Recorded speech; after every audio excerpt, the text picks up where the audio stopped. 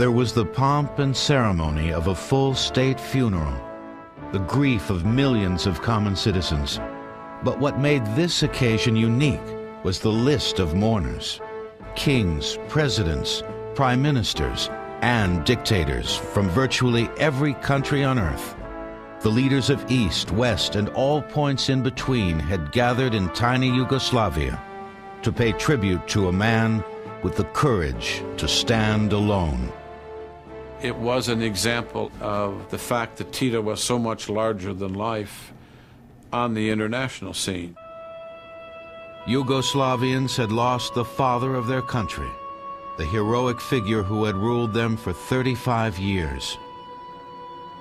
The reaction in Yugoslavia when Tito died, try and add the death of Churchill and the death of Diana, Princess of Wales, and put the two together and that's it. People genuinely grieved, people cried. You get taxi drivers saying, I just didn't imagine that Tito could ever die. Even before he was gone, Yugoslavs feared for their future. I remember listening to a group of Yugoslavs, as they then called themselves, talking in a cafe, and one of them said out loud, "Do you think when the old man, as they called him, when the old man dies, we'll all start killing each other again?" And they all felt very silent and gloomy, because they knew this would happen.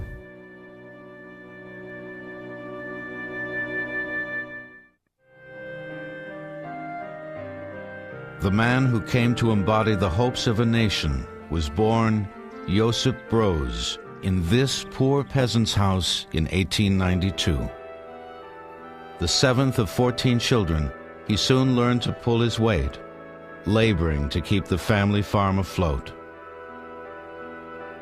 Only 6 of his siblings survived into adulthood, a searing lesson to the young Josip of the fragility of life. His mother, who he admired very much, was very hard-working, the typical sort of good farmer's wife who worked very hard and looked after her children. His father was a drunkard who gambled his money away and was a bit of a useless character, really. His father borrowed money from the banks, and he failed, and so he was in debt. He used to use Tito when he was a little boy and send him around trying to beg and raise some money and trying to persuade the creditors not to sue. And I think this did have an effect on Tito. It upset him, I think. The creditors hurled curses and insults at the young boy. Longing for a better life, from an early age he dreamed of immigrating to America. 250,000 Croats journeyed to the land of opportunity, but Josip's father could not afford the boat fare.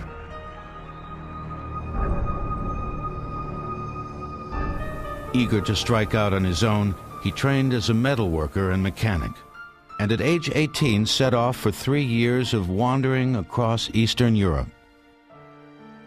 From a distance, he saw great homes and luxurious lifestyles, feeding his hunger for the finer things in life. Tito always loved dressing up, and he himself said early on that he wanted to be a waiter because then he could wear nice suits. He tells a story about when he was a young man and somebody stole his suit, which he just bought, and another time he was sleeping in a barn and a cow sort of ate his suit. He knew that he'd been teased about his vanity and his love of clothes, and he knew this was rather ridiculous. But he also knew that it wasn't a terribly serious thing.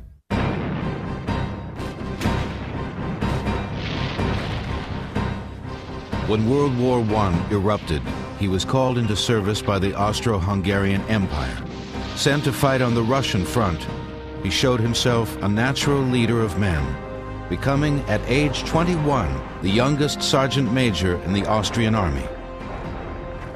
He commanded daring raids on enemy positions until he was wounded and taken prisoner in 1915. After 2 years as a Russian POW, Broz awoke to find himself surrounded by armed Bolsheviks. The Russian Revolution had begun. Although sympathetic to the workers' revolt, survival was his only goal.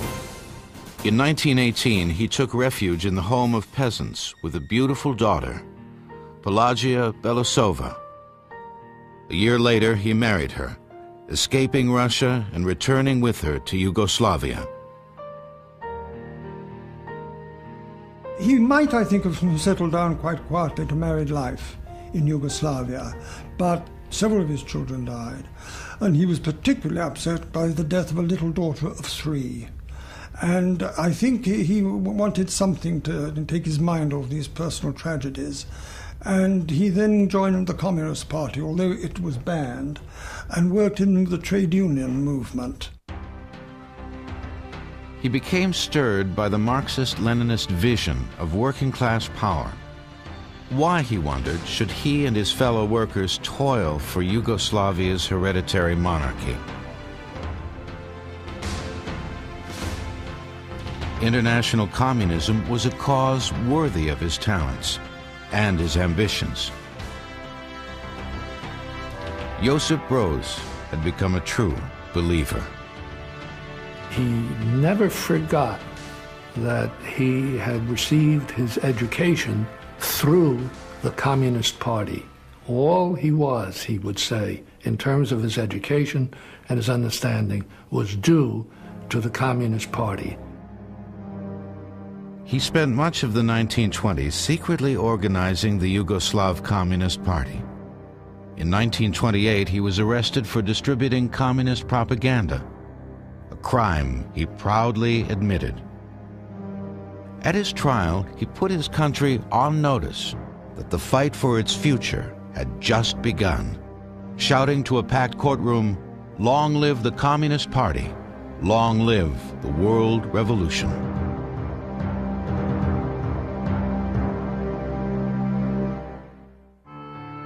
His defiance cost him 5 years in jail, years that only deepened his commitment to communism.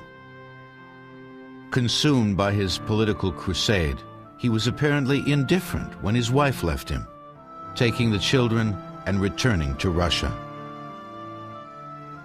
Tito is somebody who needed a woman. He always needed a woman there. But he was very quick to drop them. Whether he gets an assignment abroad, whether he's in prison, whether he has to evacuate, he drops the woman that he is with and then eventually finds another one.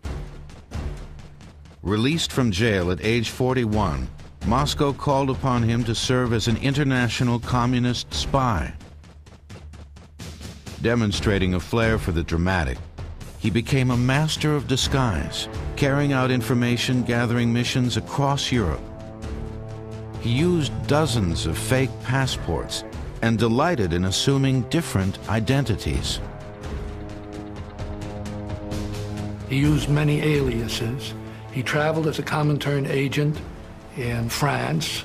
He once joked about he knew Paris, he says, but not the same places that other tourists in Paris went to. He moves backwards and forwards between illegal life in Yugoslavia, going abroad, Vienna, Paris, and he is very much making his mark, being tried out by the Soviet leadership and the leadership of the Communist International, a boss on probation. His first and final alias was a common Croatian name he adopted as his own, Tito. By 1940, he rose to head of the tiny Yugoslav Communist Party. But his organization was powerless, and he was unknown outside his own country in communist circles. Just 4 years later, all the world would know his name.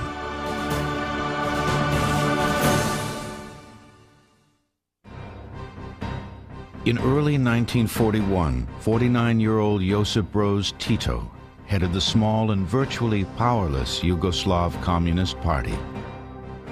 His dream of overthrowing the ruling monarchy seemed but a fantasy.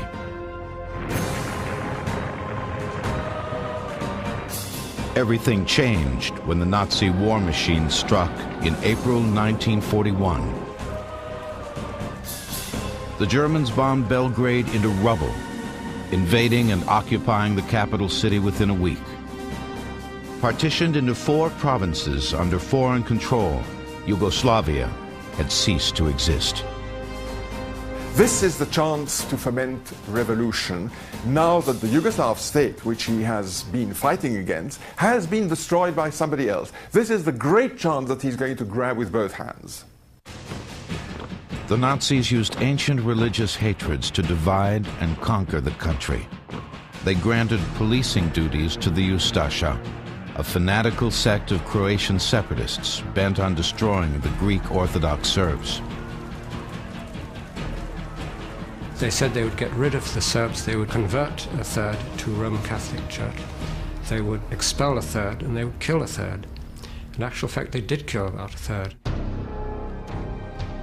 Marauding bands of Ustasha committed atrocities that shocked even the Nazis, hacking whole villages to death, forcing peasants to dig their own graves, and then burying them alive. Croat Ustashas went into the villages and they would ask the children to make the sign of the cross.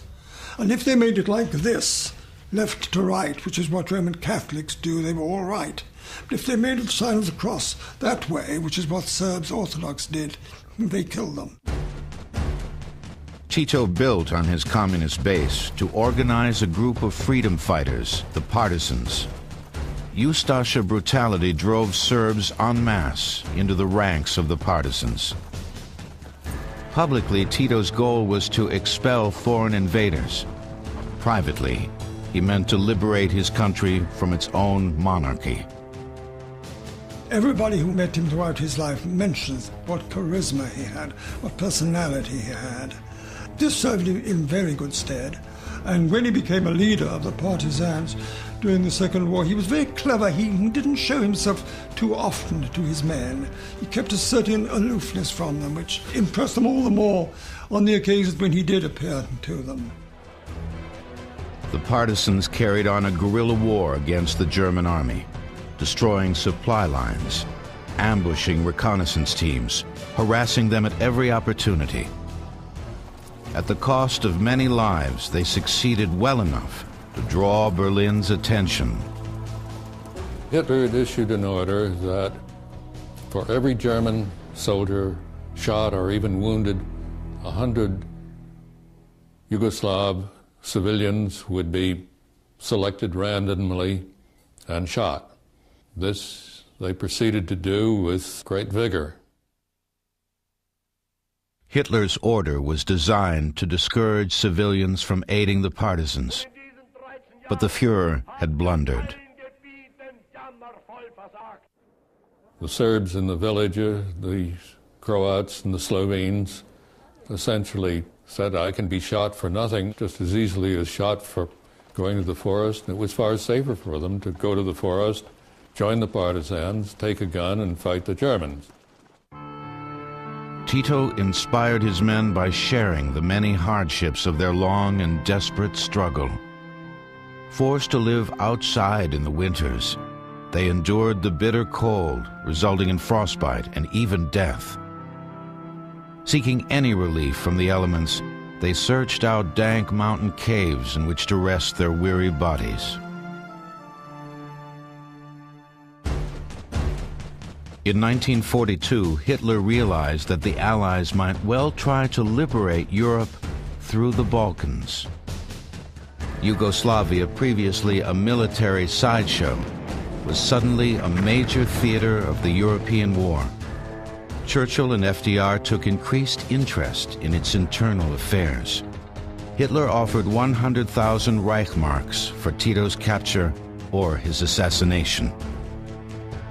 When that failed, he ordered a series of offenses against the partisans. Tito was not above a deal with the devil. Desperately battling both Nazis and Yugoslav royalists, he secretly tried to arrange a live-and-let-live deal with the Germans. But Hitler squelched the plan, saying, "I never parley with rebels. I shoot rebels."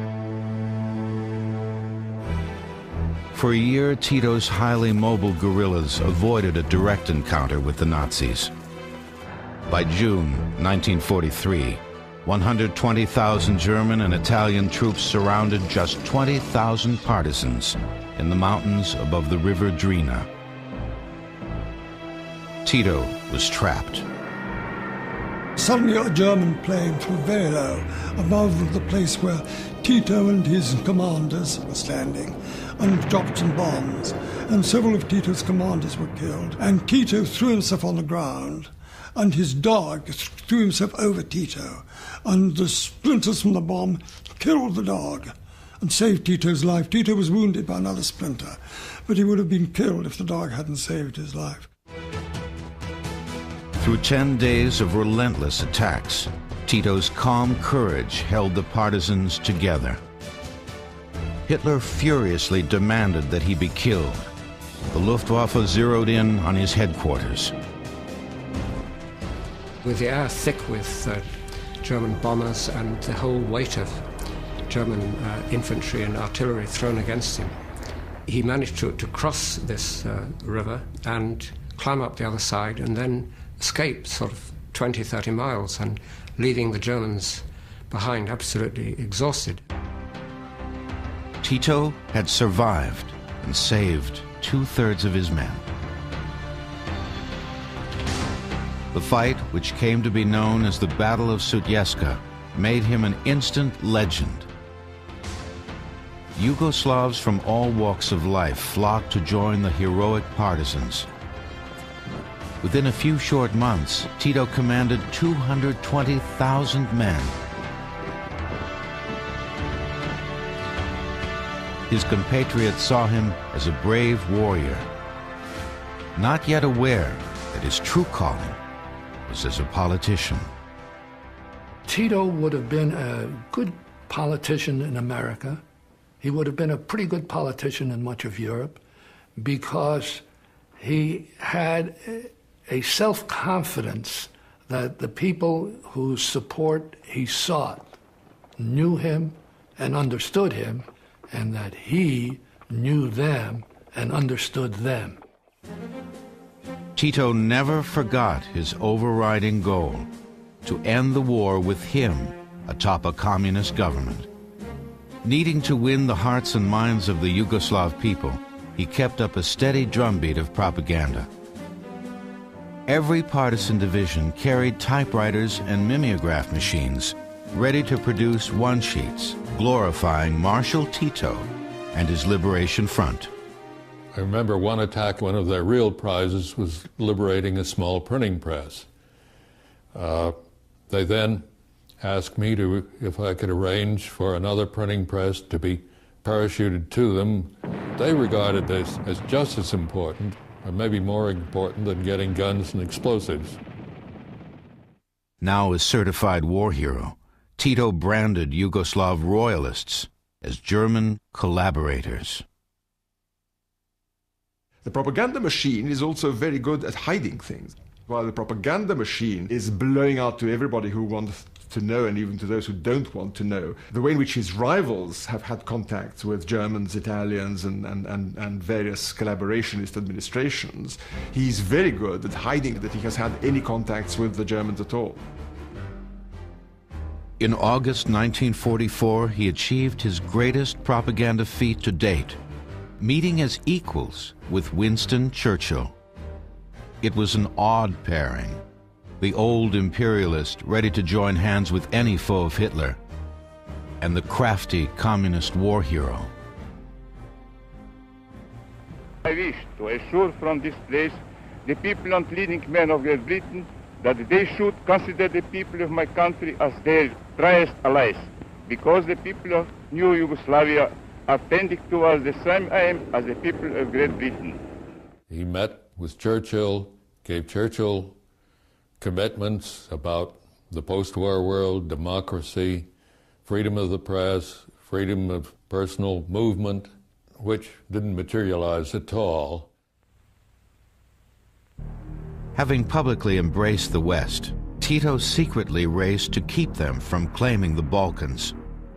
Worried that they would prevent him from establishing a communist government, he turned to his old sponsors in the Kremlin.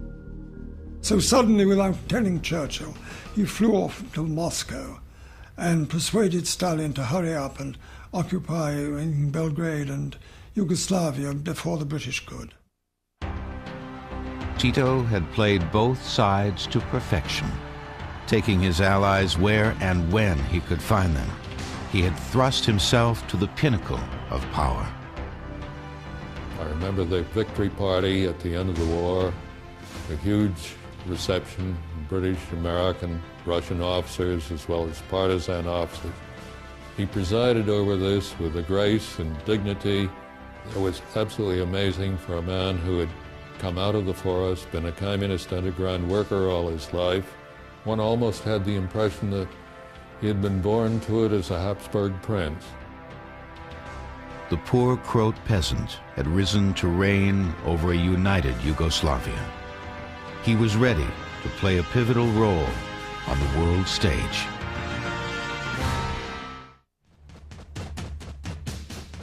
Emerging from obscurity into the global spotlight, in 1945, the victorious Tito was a mysterious figure.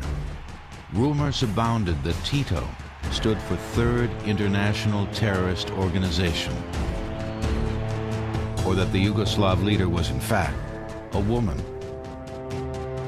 While foreigners struggled to divine the man and his intentions, he was busy consolidating his power. I said, I hoped that he would allow, in addition to the communist parties, other independent political parties to be reestablished.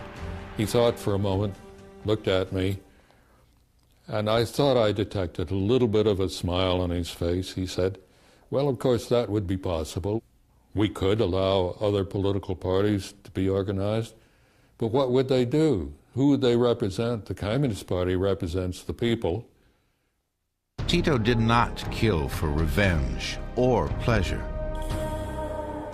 But when his power or that of the Communist Party was threatened, he was more than willing to take extreme measures. A number of the potential dissidents, a number of those who were still attached to the monarchy, a number of those who were excessively nationalist from Tito's point of view were executed or imprisoned. In the early years after the war, it was a fairly brutal regime. In the West, Tito was considered an ogre, second only to Stalin. Yugoslavia was popularly referred to as Soviet Satellite Number 1. Then, in 1946, the Cold War threatened to grow hot. The Yugoslavs suddenly shot down 2 American aircraft, which they claimed had violated Yugoslav airspace. And this caused an enormous amount of controversy in the United States, with newspaper editorials demanding that we take action. There was even some talk of war. But that simply contributed to the American view of Tito as another ruthless communist dictator. Blinded by anti-communist fervor, the West failed to recognize the tensions between Belgrade and Moscow. From the first, Tito and Stalin had forged an uneasy alliance. When he first went to see Stalin, he already then wore a marshal's uniform, and Stalin at that time was also marshal. And Stalin sort of looked at this imposter. He immediately took a disliking to this man, obviously feeling that this man is not going to be obedient like everyone else, which he wasn't. In the immediate post-war years, Tito embarked on an ambitious plan for economic self-sufficiency. Stalin insisted that all of Eastern Europe contribute to Soviet reconstruction and Soviet welfare. To make matters worse, in 1946, the Russians sent a film crew to Yugoslavia to shoot a propaganda film about Yugoslav resistance during the war. Tito was annoyed to learn that the script portrayed him as playing a minor role. He was infuriated to discover that the crew members were actually Russian spies. They were holding terrific parties for the Yugoslav communists, and lots of drink, lots of girls and things, and then afterwards trying to blackmail them and get them to work for the Russian Secret Service. Such provocations only made Tito assert greater independence, something Stalin could not abide. In 1948, he ordered Tito to immediately form a federation with Russian-controlled Bulgaria, an obvious ploy to add Yugoslavia to Stalin's empire. Stalin expects Tito to simply submit. Stalin felt that his power was overwhelming. He supposedly told a visitor that he would wave his little finger and Tito would fall. For the 56-year-old Tito, breaking with Stalin was fraught with loss and danger. Russia was the birthplace of the international communist revolution, the crusade to which he had devoted the last 25 years. And he knew that anyone who defied Stalin faced a very short life expectancy.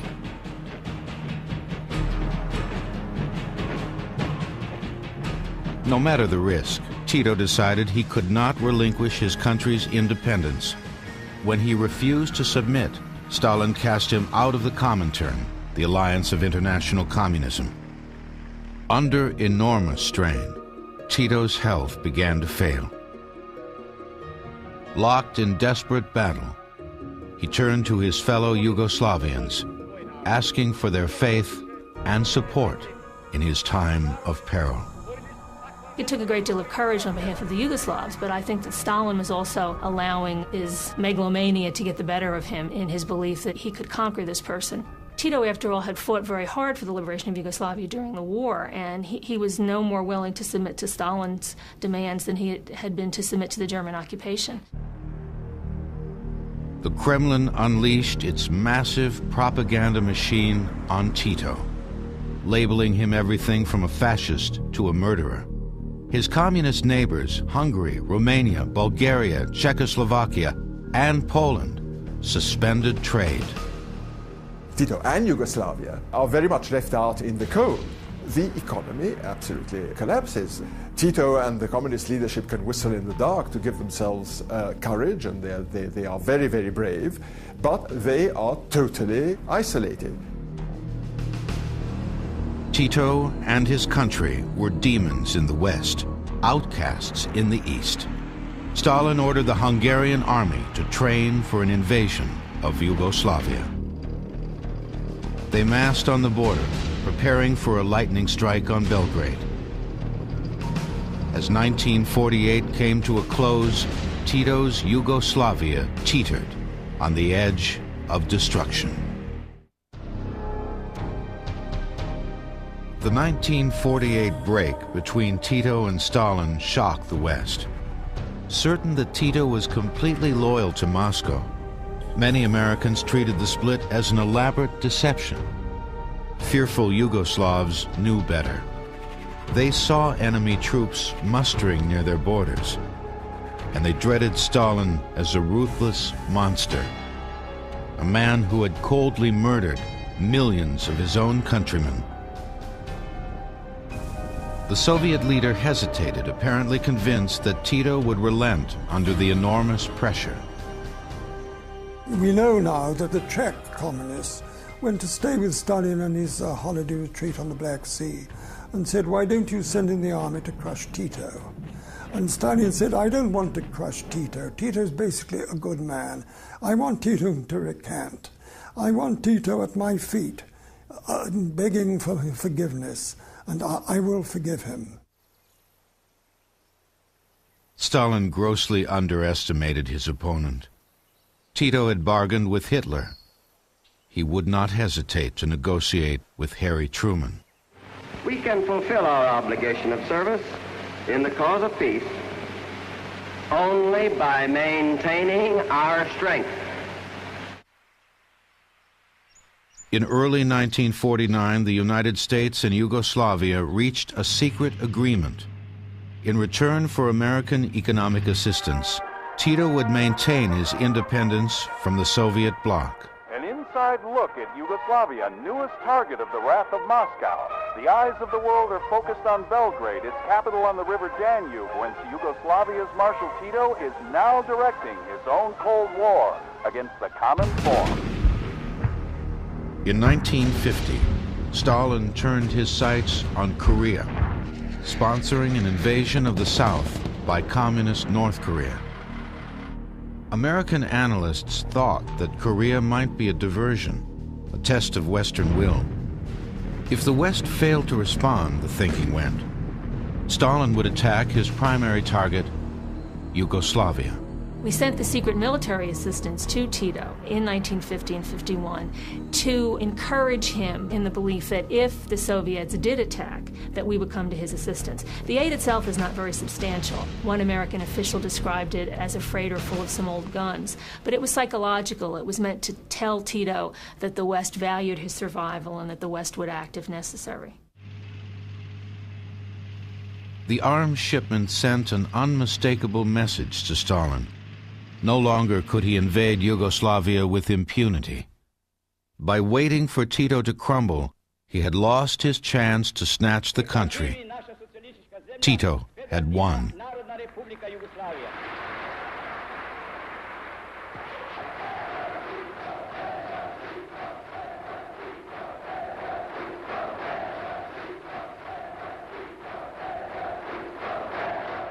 The alliance with the United States profoundly changed the face of Yugoslavia. By the mid-1950s, Tito was opening his closed society to Western journalists. He was very good at cultivating the Western press. We even had sort of very informal dinners with him on his island, for example. We could just get in and wait for him in his residence, you know, sit down at his piano and play music. He would come, and he was quite a charming host. Westerners were surprised to find a communist leader who openly enjoyed life. Whether hunting, fishing, or riding horses, his vigorous style was reminiscent of Teddy Roosevelt, and his effect on women was unmistakable. In 1951, he married his fourth and final wife, Jovanka, a faithful comrade from the partisan days. A great many women in Yugoslavia were very upset when he actually got married to Jovanka, and there's tremendous jealousy, especially in the Communist Party. All the wives of the communist officials were terribly jealous. Confident in his authority, Tito began to liberalize Yugoslavia, ending terror as a means of political repression. Tito is quoted as saying, "Enough of the killing, we've done enough of that, we must stop it." And you began to see in Yugoslavia, say 5 to 10 years after the war was over, a different kind of approach. The new path led to a brand of socialism known as Titoism. While the state maintained ownership of major industries, local workers were encouraged to manage their own fields or factories, and even allowed to own some private property. Trade with the West brought even greater prosperity. And as a key crossroads in the Cold War, Yugoslavia was showered with foreign aid. Once Stalin died in 1953, everyone wanted Tito's friendship. In 1956, Khrushchev came to Belgrade to ask Tito's forgiveness. Stalin had been dead for 3 years and was now considered a despot, even in the Soviet camp. For Marshal Tito, a lifelong communist and fierce nationalist, it was a moment of supreme vindication. He remained the undisputed leader of his country and gained the distinction of having altered the history of world communism.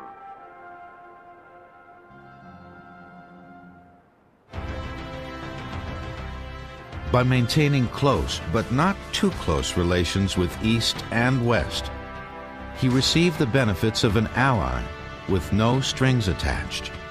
Tito was a superb manipulator. He was able to balance the two most powerful countries in the world. His own country is really relatively small and insignificant, but because of the Cold War, it assumed a great deal of importance, and Tito was very, very skilled at keeping both the Soviets and the Americans at arm's length. For the rest of his life, Tito would play both sides against the other, commanding the attention and respect of the world's two great superpowers. But not even he could conquer the growing divisions within his own country.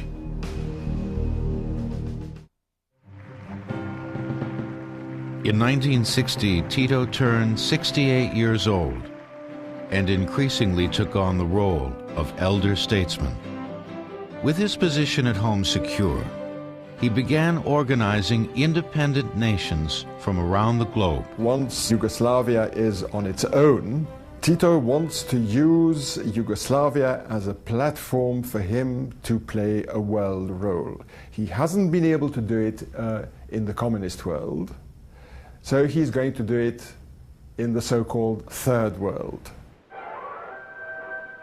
In 1961, Marshal Tito invites 25 heads of state to Belgrade for a summit conference of non-aligned nations. The meeting is significant because a neutralist Third World is established and takes its place beside the free and communist worlds. At home and abroad, Tito won over people by sharing their concerns. His past as a poor farmer's son and common laborer kept him attuned to the working man. He was wealthy and powerful, but his unabashed delight in luxury only deepened his connection with Yugoslav peasants.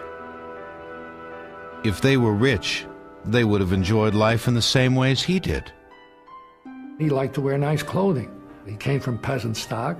They didn't have nice clothing, and when he could afford it, many people who come from poor families like to dress up, and he liked to do that too. Tito enjoyed putting on black tie and being at a party along with any other swells who wore black tie. Why not? That's the way the diplomatic corps did it. He didn't mind doing that.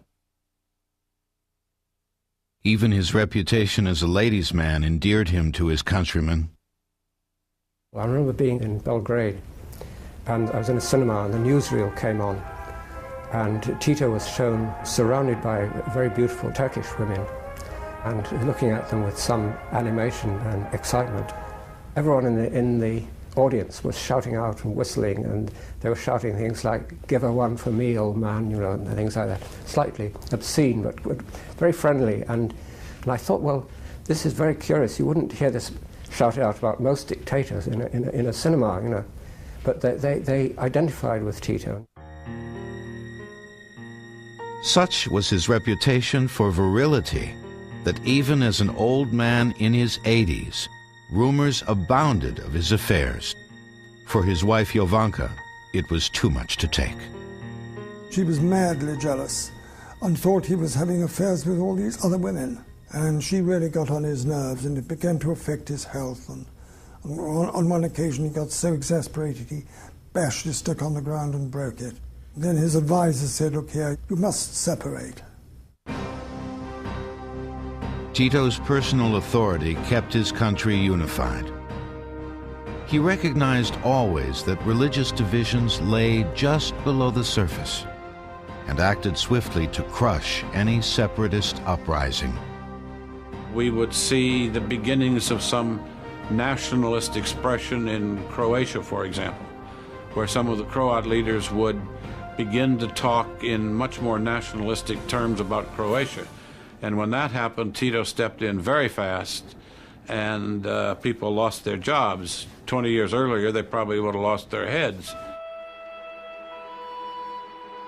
Tito dreaded the prospect of a divided Yugoslavia, but had no secret formula for the future. When he died in 1980, at age 88, Yugoslavs were devastated.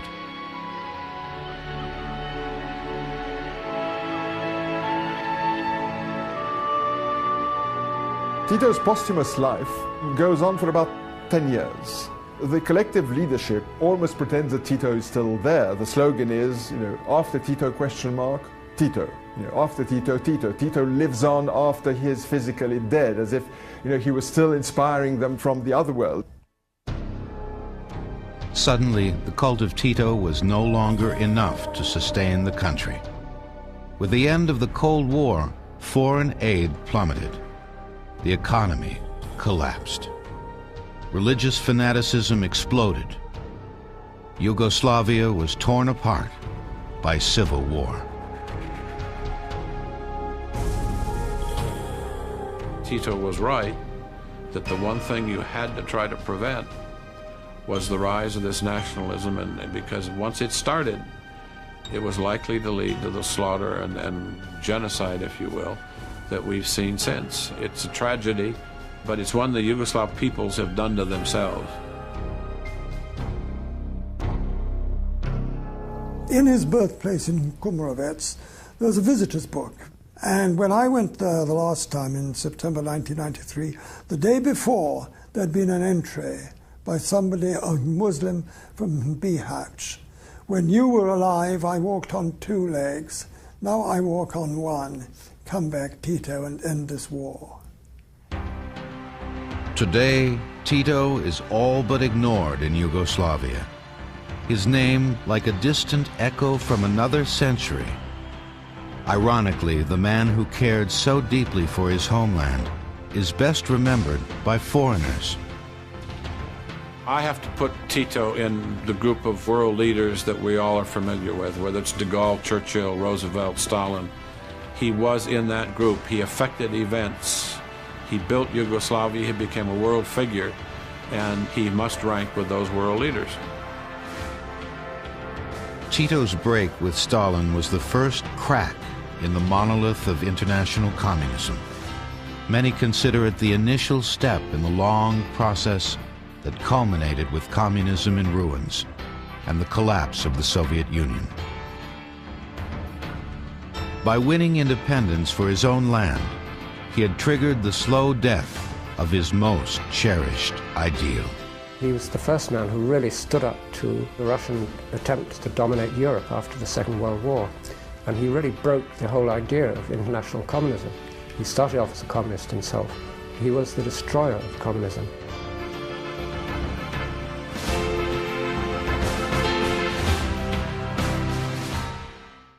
The unified Yugoslavia Tito dreamed of obviously hasn't come to pass. It's been 2 years since the war in Bosnia ended, but the peace process remains slow and fragile. Tensions are still high as Serbian, Croatian, and Muslim leaders resist pushing peace accords along. The violence has stopped, but clearly the situation is far from resolved. President Clinton recently acknowledged that U.S. forces will remain there indefinitely. It is another lesson in how hard old hatreds die. For such a relatively small region, the Balkans have played a central role in this century's history. World War I began on Serbian soil, and now the century is coming to a close on the heels of the Bosnian War, the bloodiest one Europe has seen since World War II. For Biography International, I'm Peter Graves. Thank you for watching.